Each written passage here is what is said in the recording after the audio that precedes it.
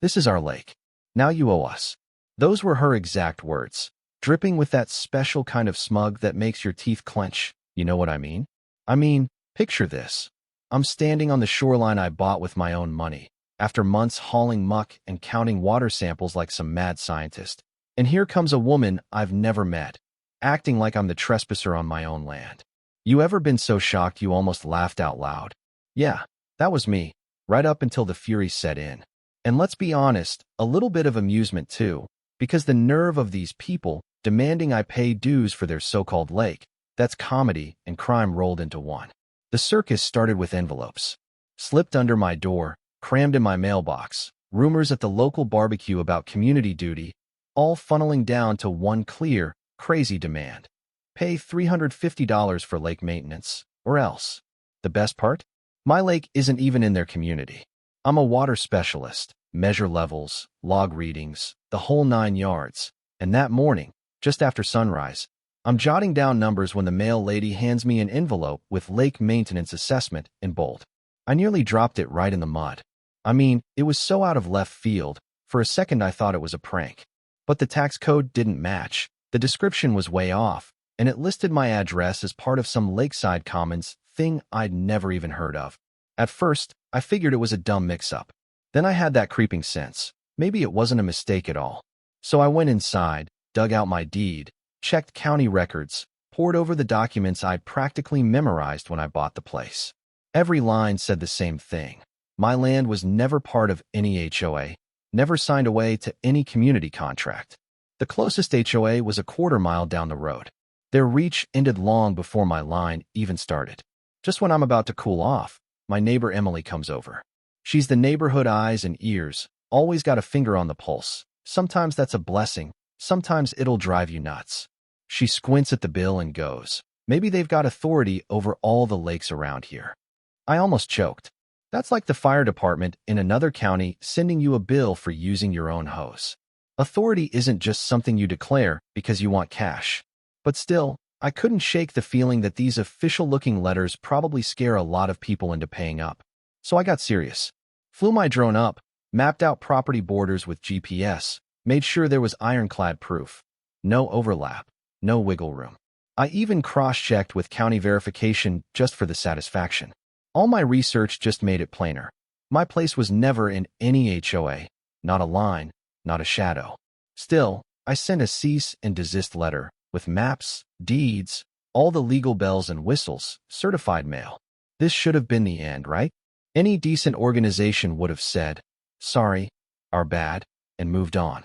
But a couple days later, the certified mail tracking shows it's signed by someone named Diane Mercer, HA compliance. That name meant nothing to me then, but it was about to. 2 weeks later, Emily drops by with a barbecue flyer, bold red letters. Lakeside belongs to all. Suddenly, there's a community discussion about shared responsibility, which, is code for "we're about to ask you for money again." The barbecue was at a house I'd never even seen, half a mile from my land. Diane Mercer herself, mid-50s, practiced smile, the kind of handshake that's cold and tight, greets me like we're long-lost buddies. She launches right into a speech about protecting our beautiful lake together. Her words were all unity, cooperation, harmony, but every sideways glance in the crowd made it clear who the villain was supposed to be. She never said my name, but everybody knew. One neighbor I didn't even recognize piped up, "Some people just don't care about their neighbors, I guess." Real subtle, right? But I kept my mouth shut and let her go on. Sometimes, you gotta let folks dig their own holes. When Diane unveiled her expanded HOA authority map, Emily actually leaned in closer, frowning at the lines drawn over properties that had never joined any organization. I stepped in, all friendly. "Hey Diane, how'd you decide these lines belong to your HOA?"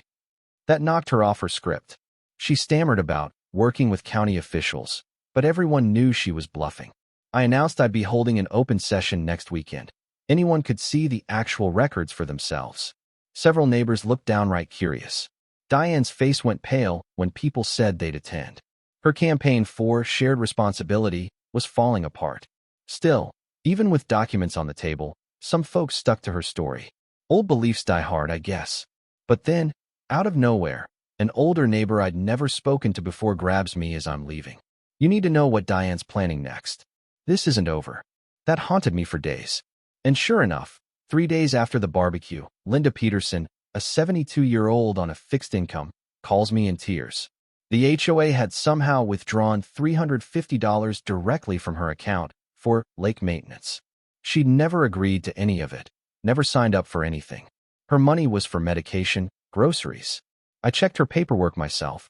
She was even further outside HOA lines than I was. That wasn't all.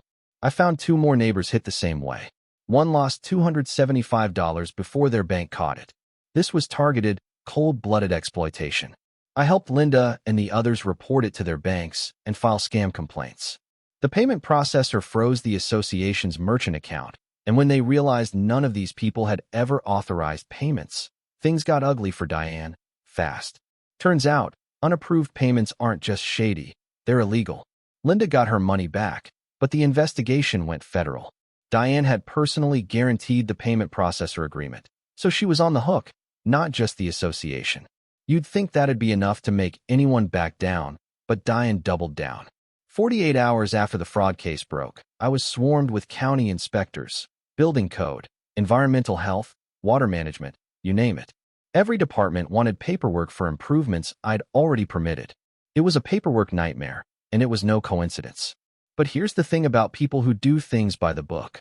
I had every receipt, every map, every test. While Diane tried to bury me in red tape, she accidentally dug up something worse. The county water inspector, Allison Grant, called and said, "We found serious violations by the association, not you." Turns out, Diane's crew had been filing government grant applications for properties they didn't own, misrepresenting jurisdiction, even claiming tax exemptions on my land and Linda's. That triggered a state attorney general investigation, and suddenly Diane's empire was crumbling from every angle. Diane tried to fight back with the only thing she had left, public opinion. Next thing I know, my neighbor Emily's yelling for me to turn on the news. Diane's on TV painting me as some selfish recluse hoarding water and ruining community harmony. Ominous music, dramatic camera angles, the whole bit. Reporter didn't mention the federal banking scam, or the state criminal probe, or the fact that my land had never, ever been part of their association. Just a hit piece. But the truth has a way of clawing its way out. I called the station, showed them the documents, county lines, court filings, banking investigations. The reporter went from smug to silent. The follow-up piece turned the story inside out. Association scam inquiry exposes organized fraud. Suddenly, Diane's the villain, and the whole town's learning what a real con looks like. That opened the floodgates. My phone started ringing with people from all over, different towns, same scam, same tricks. We organized a meeting, and 23 people from 12 neighborhoods showed up, some in tears. Elderly folks losing grocery money to phantom fees, fraudulent grant claims everywhere. Rebecca Shaw, a forensic accountant, joined us, and her deep dive exposed a network pulling in hundreds of thousands through unauthorized fees, grants, and illegal expansion. The alliance presented everything to government agencies, federal, state, county, the works. That's when it hit racketeering status. Multiple agencies coordinated, Diane's organization was stripped of its charter, and federal prosecution went forward. The scam had reached over 40 properties and stolen more than $200,000. Victims got their money back. Linda even got damages for her stress. And Diane? She lost everything.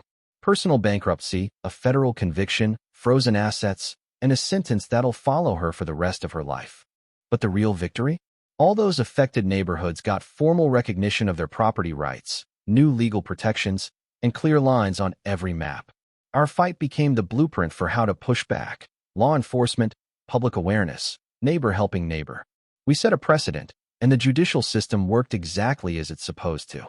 I sat out on my dock that night, the water clear and still, ledger closed, and thought, if you push someone past their limit, they either break or they fight back. And when you fight for the right reasons, sometimes it sets a whole lot of other people free, too. So, if you've stuck with me through this saga, tell me in the comments, what would you have done? Was I right to push back? Or should I have just paid the damn fee and avoided the mess? Drop a thought below, share this story with someone who loves a good plot twist, and if you enjoyed the ride, hit that little thank you button. I'm here, keeping the ground solid and the water clear. See you on the next wild one.